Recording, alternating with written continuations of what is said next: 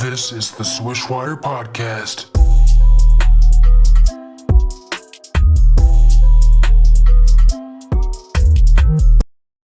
Welcome back to the SwishWire podcast. I'm your host, Justin Lacertosa. I'm here with my co-host, Mitchell. Hey, what's going on, everybody? Dion.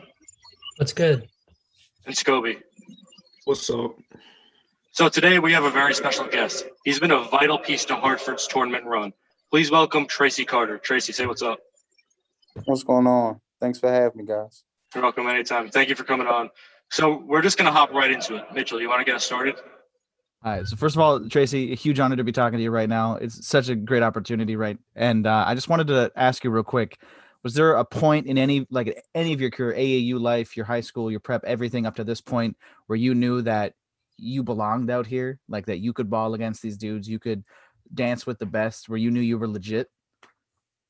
Yeah. Well, first of all, let me start by saying it's an honor to be on here talking to some young bosses, and I appreciate y'all for having me. Mm-hmm. But to answer your question, yeah, man, like my whole life I was chasing behind everybody who was ranked before me or ahead of me, trying to prove myself that I was just as good as them. And, I think once I got to me committing to Marquette, proved to myself that I was that. And I was getting offered by Louisville and all those schools, and I knew that I was just as good as anybody else. Yeah. So it's like I know the big boards and all that shit, it gets into people's heads, but you see these dudes ranked ahead of you and you're like, I know deep down inside that I'm better than that dude. And then you went out there and proved it, kind of thing. So that played to you a little bit there. Scobie? Not including your current teammates, who's the best player you've ever played with? Out of all my conferences I've been with, Yeah. Best player I've played with would have to be. It was honestly, it's so hard to name a few. When I was at Marquette, so hard to name one. When I was at Marquette, Dwayne Wilson, Henry Ellison, Sakar Annam. Henry Ellison went to the league. Dwayne Wilson should have went to the league. At LaSalle, Pookie Powell, B.J. Johnson, who's a Philly guy, in the D League right now, and got multiple call-ups to the NBA from the G League. Who else? Malik Ellison. My main man, best friend, should be an NBA player. So it's so hard to name one. You know what I mean? Yeah. Henry Ellison, he just got an opportunity with the Raptors last week. About him, I was gonna say that. For sure. That's a good spot for him, too. Yeah, Best no spot. question. Big Hen going, he gonna start to turn up. Mm-hmm. All those guys like Siakam, Powell, Boucher, all been in the G League before. So, it's a perfect opportunity. Exactly. And Henry work his balls off, so he'd be good. Mm-hmm. For sure. So, who's a player you would say you modeled your game after? At some point of my career, I wanted to be like a bunch of guys, but the one guy I would say I really tried to be like is Chris Paul.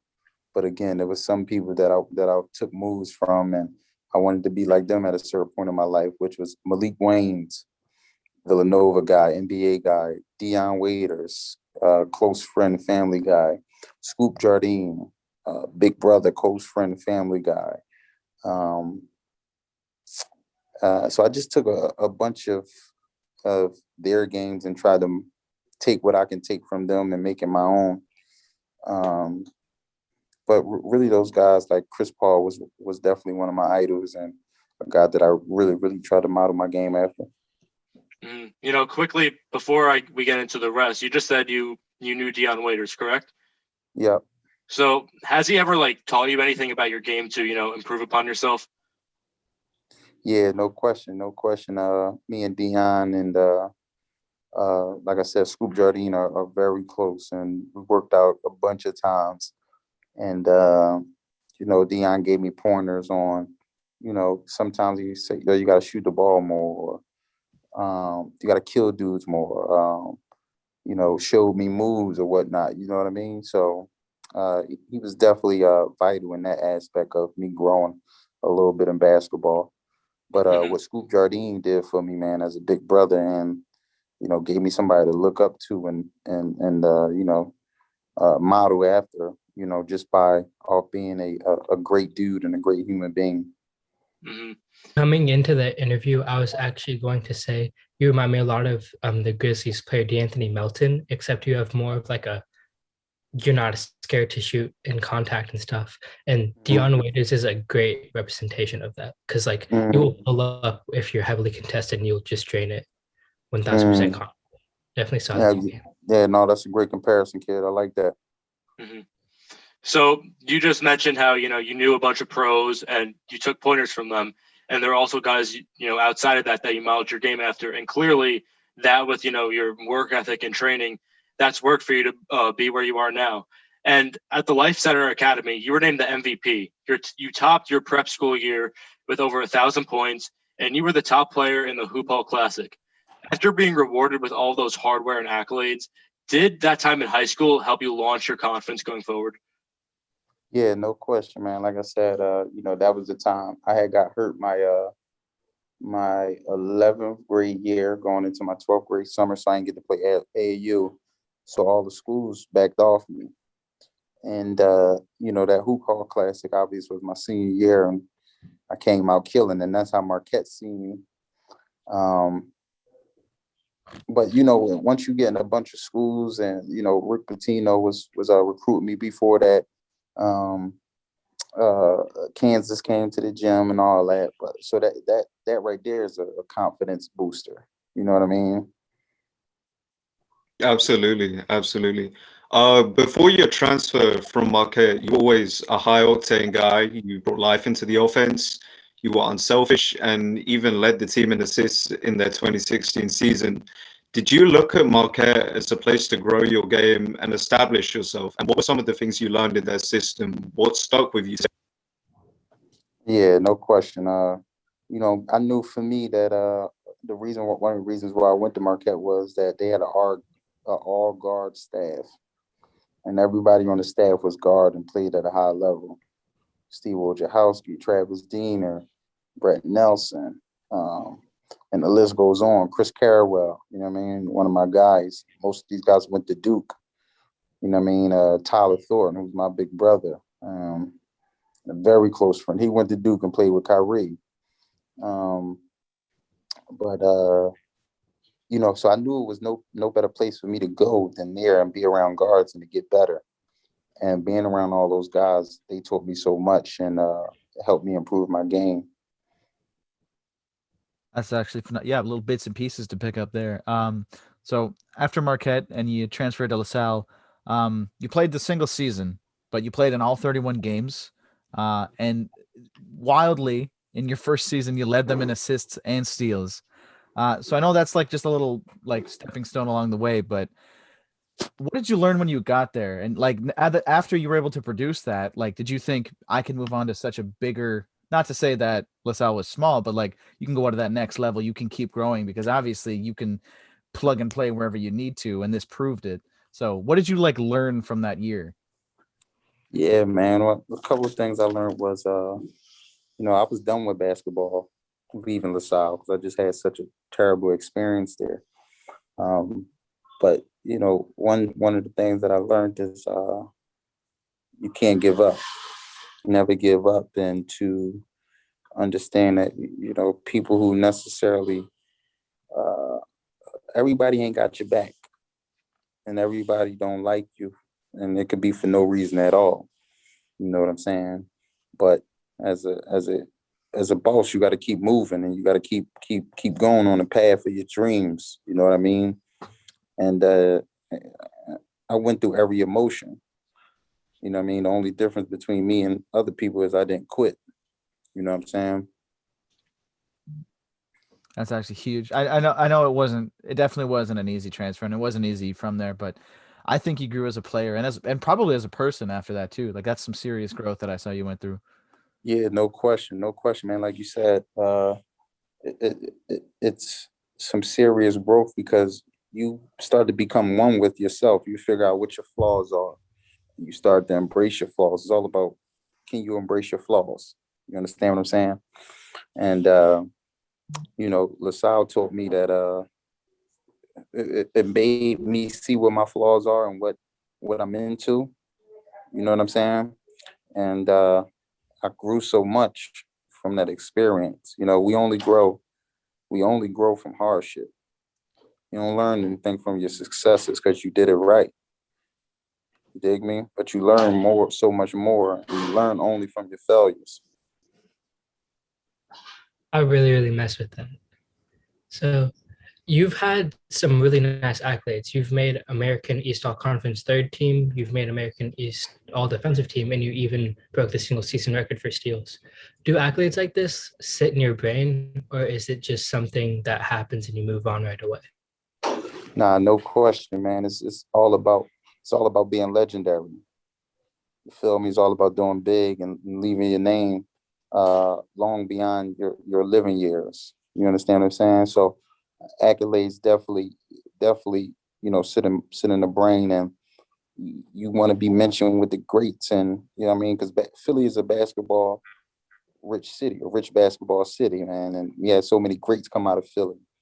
And for me to do what I did at all three schools, man, is amazing, and there's no doubt or no question in my mind about whether I will be mentioned with the greats of Philly and just basketball in general from what I did. You know what I mean? So, like I said, man, even for y'all with this podcast thing, it's all about y'all being legendary. You understand what I'm saying? And being one of the best. Mm-hmm. So would you say you're one of the best defenders out of Philly? Yeah, no question, without a doubt. And like you said, that the numbers prove it. You understand what I'm saying? Is not too many people done what I did at all three schools. You understand what I'm saying?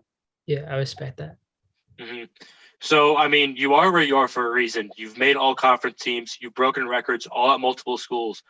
But most people that break records and make all conference teams in school, they're never usually honor roll students. But you were named to the America East Commissioner's honor roll while making all of these teams, while breaking all these records. So how do you find the perfect balance to perfect your game and your studies? Yeah, it's definitely hard, but when you got a goal, and I've been hurt. I injured my knee 3 times, and tore my meniscus on the same knee. And so what that taught me was that basketball ain't forever. It ain't for forever. You understand what I'm saying? And I needed something to fall back on. And for me, it's all about the money. It's all about the wealth. You understand what I'm saying? And being a billionaire, multi-millionaire. You understand what I'm saying? And then it's all about who gonna make the most millionaires in the next years. And that's what it's all about for me. So I knew that I had to do both in order to do what I want to do. No, listening to your mentality and your approach to the game is incredibly commendable. And you can really see the competitive nature in your game and off the floor. And with that in mind, is there a specific rivalry, whether it be Vermont or Connecticut, that really gets you amped before a game? No, it ain't no specific rivalry. It's just it's every game is a chance to prove myself. And I ain't trying to prove myself to anyone, but it's just prove that I can still do it. You understand what I'm saying? And I'm still as great as I know I am. I'm still a legend. I'm still that legend that y'all remember me as. So No, that's I what it's love all that. about. Yeah, I love that. I love, how you approach every game, with the same mentality, because it allows you to perform consistently and continue to prove yourself. Right. Thank you. And not many players really play at that mentality every single night. Obviously, a lot of great players, in the league have this type of mentality. But at the same time, not all of them bring it on every single night. There's very, very few amount of players that actually do that, no matter who they're playing against. Could be a small game, could be a big game. That's what makes legends, as you said. So I love that. Right. So, I mean, obviously you never run from the grind. You do everything you can to just keep everything. You play who's in front of you. You don't look at the names. It's a beast inside of you. I can see that shit. So not only did you lead America East in assists and assists per game and all the statistical shit that, numbers don't really mean that, but you've solidified yourself. That legacy is there. Do you look back on the fact that you hold these records? Does that ever spark that stuff for you? Yeah, no question. Like I said, for me, it's all about being legendary. It's all about being known after I'm gone. You understand what I'm saying? And the accolades do mean something because it means that you're legendary. Oh yeah, You know what I'm you've made your saying? mark, bro. That's what I'm saying. That shit's there. It's not going anywhere. Right, no question. And just like anyone, we all just want to be known by somebody. You feel me? And as the dude I am, like you guys said, I've done that. You know what I mean? And I paid my dues and I did what I had to do to be legendary. And we still got a lot more to go. We still chasing. We still got a lot more to go to be legendary. That we just hit one mark. You know what I'm saying? So obviously you've being legendary has to do with wins and accolades and all that stuff. But how would you compare accolades and winning? In terms of importance? Yeah, man. They you can be legendary in even category, right? But it's a whole different type of feeling when you both. You understand what I'm saying? And like before I won this year, I was a legend at the school with my accolades, steals, assists, and that's cool and all that. But now I'm a champion too. That put the icing on the cake. And not everybody gets to be a champion.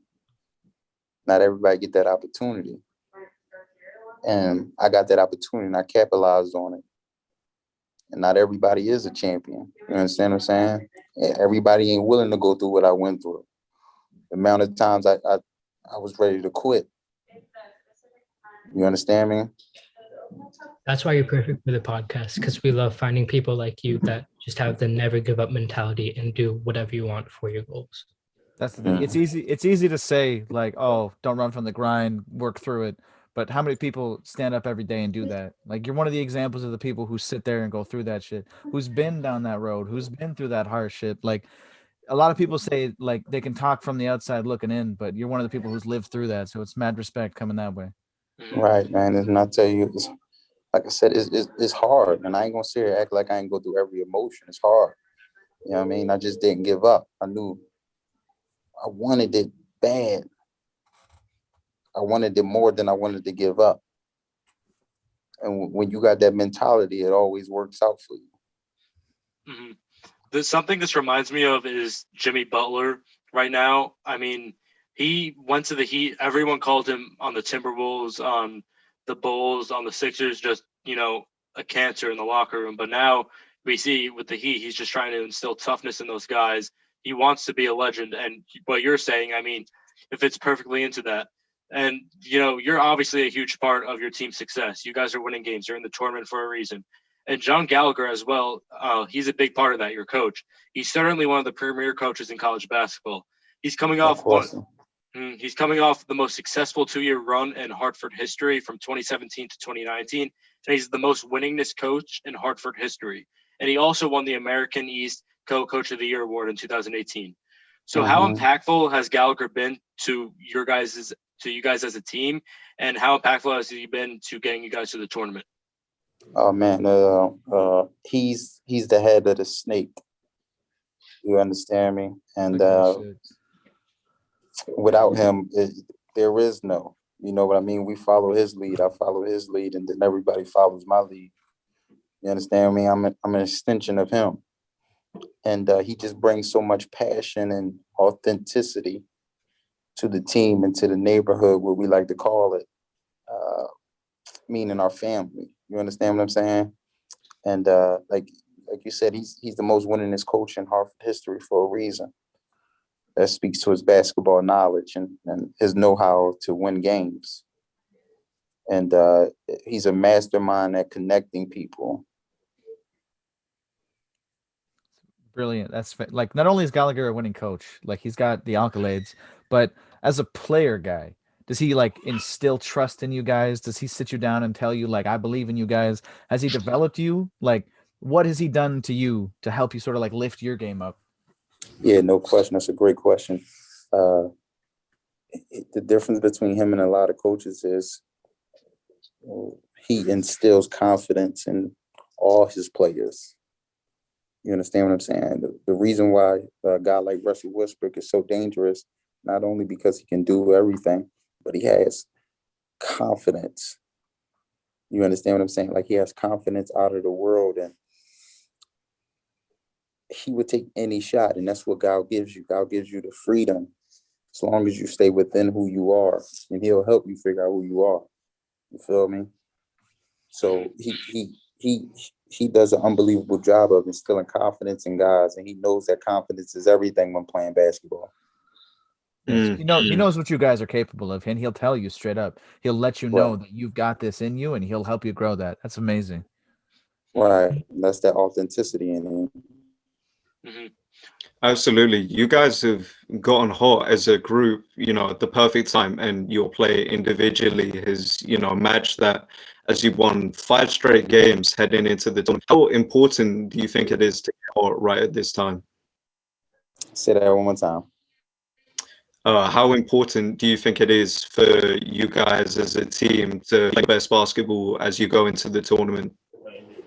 So like you guys are good. Yeah, you guys are hot right now. How important is it that you guys keep this stuff clicking?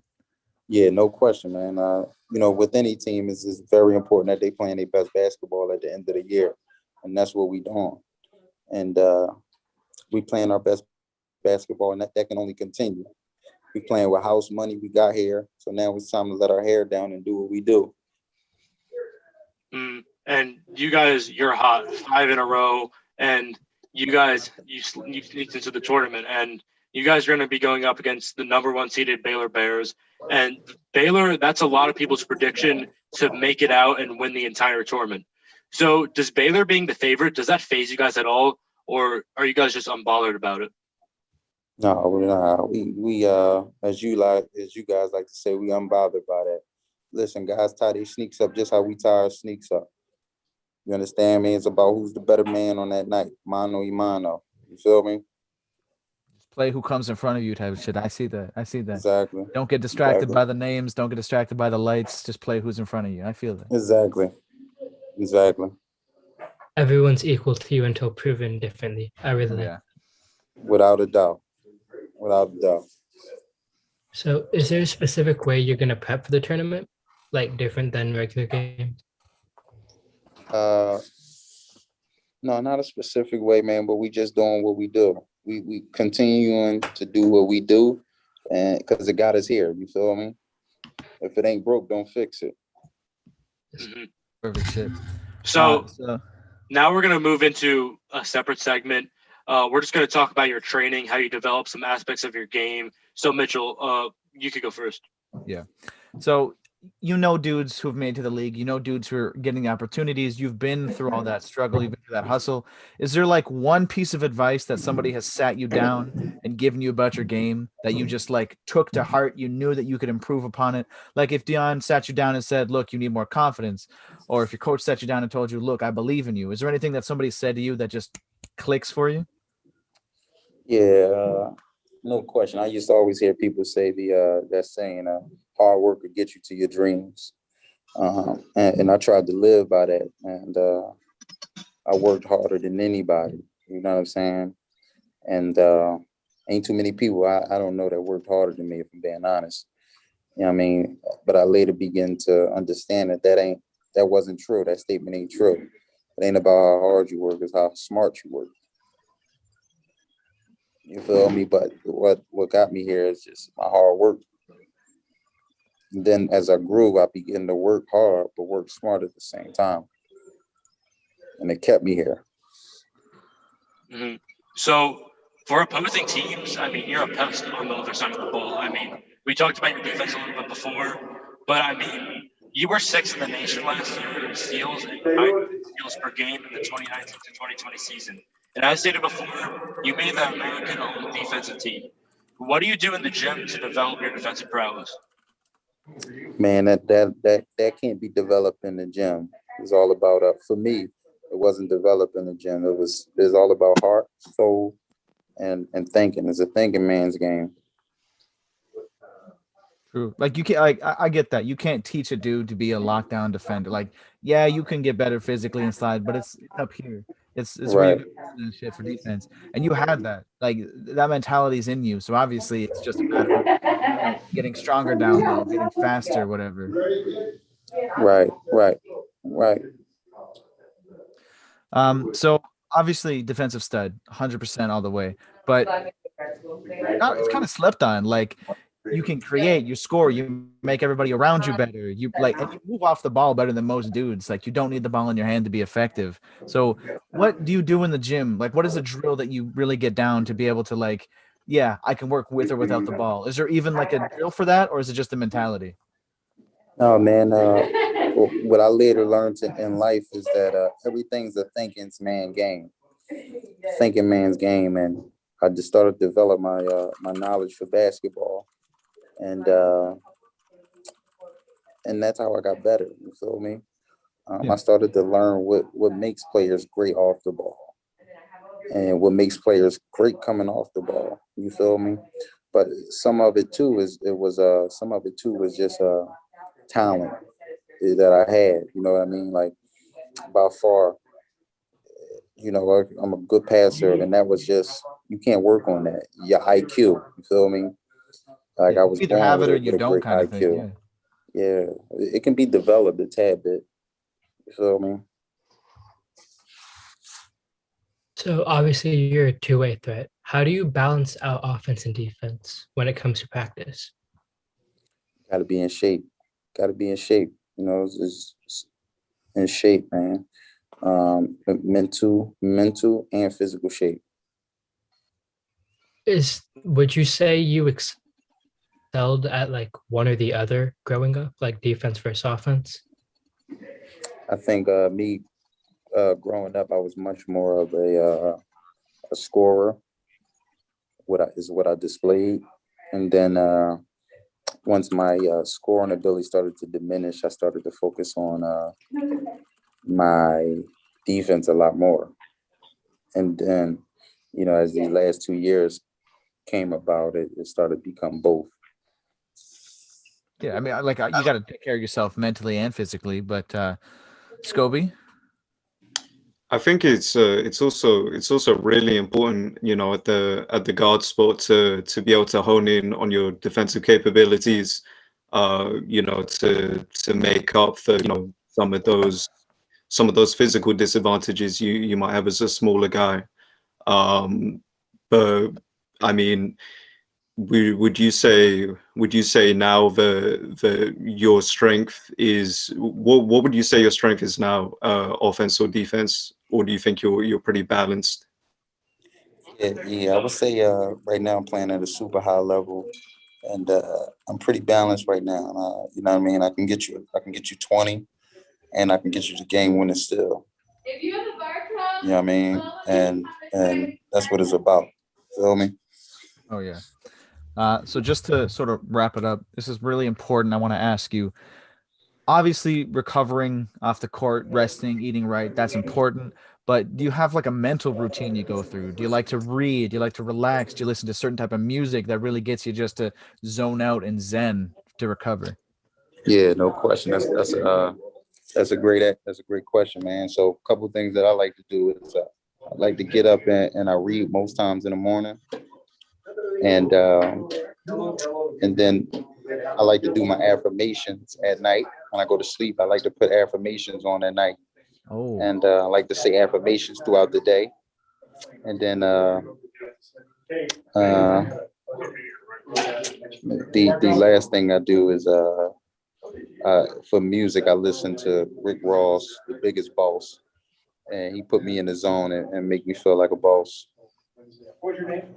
man, you keep that brain working constantly. That's some respect to that shit. That's the true grind right there. You got to. That's how you grow. Mhm.